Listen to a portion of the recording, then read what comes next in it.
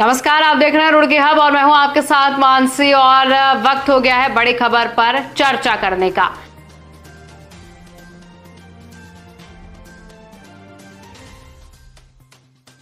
और आज चर्चा का विषय रहेगा विकास के नाम पर प्रकृति से खिलवाड़। विकास के नाम पर प्रकृति से लगातार हो रही खिलवाड़ आखिर हमें किस पैमाने पर जाकर खड़ा करेगी। ये कहा जाता है और किताबों में लिखा है कि अगर आज जंगल है तो कल मंगल होगा, लेकिन अगर आज जंगल नहीं है तो कल अमंगल होगा ही होगा। जंगल शब्द सुनने के बाद आप सभी को लग गया होगा, आप सभी सोच रहे होंगे कि आज तेलंगाना के हैदराबाद में रातों रात 400 एकड़ जंगल बर्बाद करने वाली और मिटा देने वाली सरकार पर और ये क्या मामला है, इस पर बात कर रहे हैं। जी हां, आपने बिल्कुल सही सुना। आप ये सोचकर देखिए जरा कुछ वक्त के लिए कि जब आपके अचानक सर से छत को मिटा दिया जाता है, रातों रात सब कुछ तबाह कर दिया जाता है, आपको सोचने का समय भी नहीं मिलता कि अब आने वाले समय में हम क्या करेंगे। आपका पूरा आवाज खत्म कर दिया जाता है और केवल आपका ही नहीं, ना जाने कितने लोगों का। ये सिर्फ मैं लोगों का इसलिए बता रही हूं क्योंकि आप रिलेट करिएगा उन बेजुबान जानवरों से अपने आप को, उन पशु पक्षियों से अपने आप को जिनके साथ ये घटना तेलंगाना की राजधानी हैदराबाद में घटी है। आप सोचकर देखिए कि उस वक्त एक व्यक्ति क्या करेगा। हम बोलकर अपनी बातें बयां कर सकते हैं, लेकिन उन बेजुबान जानवरों का क्या जिसके साथ ये बर्बरता हुई है। पूरा मामला तेलंगाना की राजधानी हैदराबाद में हुआ है और ये मामला 30 अप्रैल को हुआ है, जहां सरकार ने रातों रात बुलडोजर भेजकर 400 एकड़ जंगल तबाह कर दिया है। आप वीडियो में उन जानवरों की, उन पक्षियों की आवाजें, उनका रुदन, उनकी वो करुण आवाज सुनिए जो वो कह रहे हैं। वो चीख चीख कर कह रहे हैं कि आप विकास के नाम पर ये क्या कर रहे हैं, क्यों पर्यावरण से आप इस तरीके से खिलवाड़ कर रहे हैं।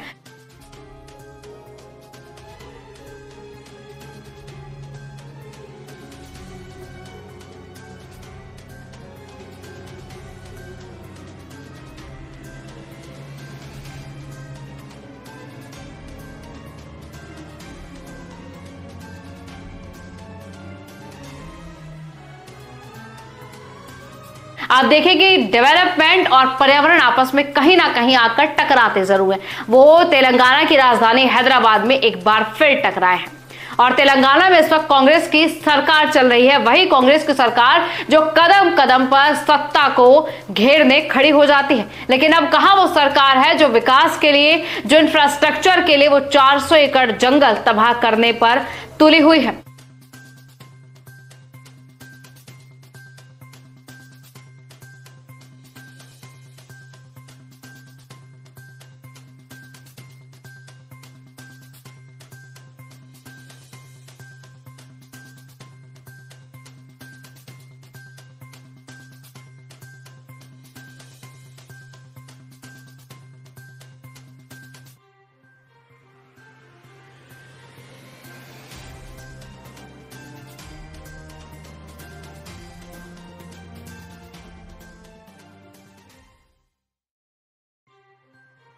ये पहले जैसा समय नहीं है जब एक बार गौरा देवी के नेतृत्व में चिपको आंदोलन चलाया गया था। तब कम से कम चिपको आंदोलन, तब लोग पेड़ों से चिपके थे और कहा था कि अगर आप पेड़ काटेंगे तो हमें भी काटेगा। लेकिन इस बार भी कुछ ऐसा ही हुआ। गौरा देवी की तरह नहीं, लेकिन हैदराबाद यूनिवर्सिटी के कुछ छात्र वहां पर जरूर थे, लेकिन उनको जिनको खदेड़ खदेड़ कर भगाया गया है। और जब वो पूछते हैं कि आखिर हमारा क्या कसूर है, उन्होंने कहा कि आप ये जंगल तबाह मत करिए। आपको बता दें कि हैदराबाद में जो जंगल है, जो 400 एकड़ एरिया में फैला हुआ है, वो 1.5 डिग्री सेंटीग्रेड तापमान कम रखता है। वो हर चीज के लिए सबसे ज्यादा जरूरी है। वो नेचर के लिए बहुत जरूरी है, वो प्रकृति के लिए बहुत जरूरी है, वो तापमान को लिमिट पे रखने के लिए बहुत जरूरी है। वो यूनिवर्सिटी में पढ़ रहे उन वैज्ञानिकों, उन बच्चों के आने वाले भविष्य के लिए बहुत जरूरी है जो वहां पर जाकर अध्ययन करेंगे। आपको बता दें कि अलग अलग तरीके की स्पीशीज उस जंगल में पाई जाती है। टोपोग्राफी अलग अलग प्रकार की वहां पर देखी जाती है। कुछ स्पीशीज भी उस जंगल में पाई जाती है। लेकिन ये मामला क्या है, आखिर क्यों रातों रात वो 400 एकड़ जंगल तबाह कर दिया जाता है। आप इन तस्वीरों में देखिए, क्या आज से पहले आपने कभी सरकार को, प्रशासन को इतनी रात गए काम करते देखा है? कि आपने देखा है कि रातों रात बुलडोजर लगाकर इतनी बड़ी जगह, इतनी बड़ी जमीन बर्बाद कर दी जाती है, तबाह कर दी जाती है। उन बेजुबान जानवरों पर तरस ना खाते हुए सब कुछ मिटा दिया जाता है। आपको पूरा मामला बताते हैं कि आखिर पूरा मामला क्या है। तेलंगाना की राजधानी हैदराबाद में हैदराबाद यूनिवर्सिटी है, जिसके पास में ही 400 एकड़ जमीन पर वो जंगल फैला हुआ है। और मैंने आपको पहले बता दिया कि जंगल में क्या कुछ मिलता है। उस जंगल को तबाह करने की बात सामने आती है। और ये तबाह करने की बात मैं इसलिए कह रही हूं क्योंकि यहां पर इंफ्रास्ट्रक्चर के सपने दिखाए जा रहे हैं। उस जमीन की कीमत 10,000 करोड़ बताई जा रही है और सरकार ये कह रही है कि इससे हम बहुत बड़ा रेवेन्यू ले सकते हैं। तकरीबन 5 लाख लोगों को यहां पर नौकरी मिल सकती है। लेकिन उस नौकरी के बदले आप उन बेजुबान जानवरों का घर उजाड़ रहे हैं। उस नौकरी के बदले आप किस तरीके से प्रकृति से खिलवाड़ कर रहे हैं, यह आपको नहीं दिखाई दे रहा। ये सरकार का कहना है कि आने वाले समय में बहुत बड़ा रेवेन्यू और उस जंगल से, जहां पर हम बिल्डिंग्स खड़ी करेंगे, जहां पर हम सोसाइटी बनाएंगे, जहां पर हम चीजें, जो भी चीजें आपको करनी है वो वहां पर करेंगे और इससे हमें बहुत बड़ा फायदा होगा।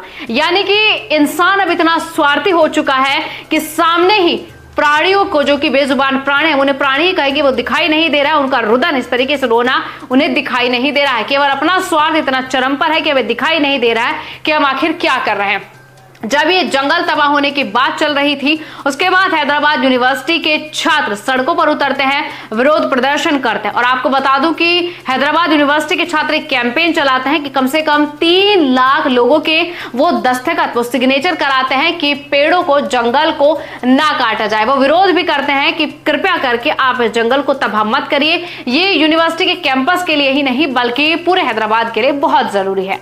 उसके बाद साइन करवाकर छात्र तेलंगाना हाईकोर्ट पहुंच जाते हैं और हाईकोर्ट के सामने अपनी अपील रखते हैं और कहते हैं कि कृपया आप इसको रोकिए, ये बहुत अनर्थ हो रहा है। अब पूरा खेल आप सोच कर देखिए कि राजनीति स्वार्थ के चलते क्या क्या कर देती है। छात्रों की बात सुनी जाती है और उसके बाद कहा जाता है कि ठीक है, ऐसा नहीं होगा। 24 मार्च को छात्र हाईकोर्ट जाते हैं और ये कहते हैं कि कृपया कर आप ये नहीं करेगा। लेकिन आपको पता है कि उसके बाद 30-31 में ईद का वो वीकेंड का समय आ जाता है जब छात्र अपने घर को लौट जाते हैं। लेकिन कहते हैं कि जब सरकार ही गुंडों की तरह काम करने लग जाए तो उसके आगे सब कुछ विफल हो जाता। आखिर अब क्या करें? जब छात्र वीकेंड पर अपने घर चले जाते हैं, ईद के त्योहार पर अपने घर चले जाते हैं, तब ये स्वार्थी सरकार, ये किस अधिकारी, ये किस प्रशासनिक स्तर पर दिमाग लगाया गया होगा, ये किस सरकार ने कहा होगा कि छात्र अपने घर जा चुके हैं। और ये बेशर्मी दिखाई गई कि 30 मार्च की रात को बुलडोजर लगाए गए। आप चलते हुए ये बुलडोजर देख सकते हैं जो रात में जा रहे हैं उस 400 एकड़ जंगल को तबाह करने। वो बुलडोजर वहां पर भेजे जाते हैं और सरकार रातों रात मेहनत करती है और सुबह का नजारा कुछ ऐसा होता है कि वो पूरा जंगल तबाह हो जाता है। पूरा खेल यहीं पर आकर, ये विरोध यहीं पर शुरू हो जाता है। छात्र इन सब चीजों को अपने कैमरे में कैप्चर कर लेते हैं और कहते हैं कि आखिर ये आपने क्या किया। रात में पूरी मेहनत करके सरकार ने बेशर्मी के साथ जो मेहनत की वो सुबह साफ दिखाई देते। उसके बाद छात्र सुप्रीम कोर्ट पहुंच जाते हैं और उसके बाद ये बात यहां तक नहीं रुकते। जब छात्र विरोध करने पहुंचते हैं तो पुलिस की बर्बरता छात्रों के साथ होती हुई अलग दिखाई दे रही है। वो छात्रों को खदेड़ रहे हैं, वो छात्रों को मार रहे हैं, छात्रों को जबरदस्ती बस में ठूसा जा रहा है। और जब सवाल पूछा जाता है कि आखिर हमारा कसूर क्या है तो उसका जवाब किसी पर भी नहीं होता है। उसके बाद सभी छात्र सुप्रीम कोर्ट पहुंच जाता है और कहते हैं कि कृपया करके इस पर स्टे लगा दीजिएगा। फाइनली सुप्रीम कोर्ट इस पर स्टे लगा देता है और तेलंगाना सरकार से इस मिटाए गए जंगल की पूरी जांच मांगता है कि आखिर ऐसा क्यों हुआ। अब ये तो आने वाला समय ही बताएगा कि क्या कुछ हुआ। लेकिन आप सरकार का वो स्वार्थी रवैया देखिए जो प्रकृति के सामने इस कदर अपने आप को खड़ा रखने में मजबूती दिखा गया और वो जंगल रातों रात तबाह कर दिया गया कि आने वाले समय में ये जंगल वापस ला पाएगा। लेकिन वही विपक्षी पार्टी के रामाराव सामने आते, वो कहते हैं कि अगर हमारी सरकार आएगी तो हम इस जंगल को वापस बसा देंगे। लेकिन देखिए, तो सिर्फ क्रेडिट लेने और वही राजनीति करने की बात हो गई। लेकिन जो रातों रात जंगल तबाह हुआ है इसकी जिम्मेदारी कौन? वो जो पशु पक्षियों को आपने बर्बाद कर दिया है, जिनके रोने की आवाजें आपके कानों तक नहीं सुनाई पड़ी, जिनको बर्बाद कर दिया, आखिर उनका क्या कसूर था? अब इसकी जिम्मेदारी किस पर होगी? फिलहाल इस पर यथावत रोक लगा दी गई। ये भी आने वाला समय बताएगा कि क्या कुछ अब इस मामले में होगा। लेकिन चारों तरफ पर्यावरणविदों के अंदर भी भारी रोष है, लोगों के अंदर भी भारी रोष है, छात्रों के अंदर भी। छात्रों ने आंदोलन बड़ी अच्छी तरीके से लीड किया हुआ है, वो भी इस आंदोलन को बढ़िया तरीके से लीड कर रहे हैं। क्या छात्र सरकार के इस रवैये के सामने टिक पाएंगे? क्या रेवेन्यू के सामने इस छात्रों को यह बलिदान देना पड़ेगा या फिर सरकार झुकने पर मजबूर होगी? जैसा भी होगा यह भी हम आपसे जरूर साझा करेंगे।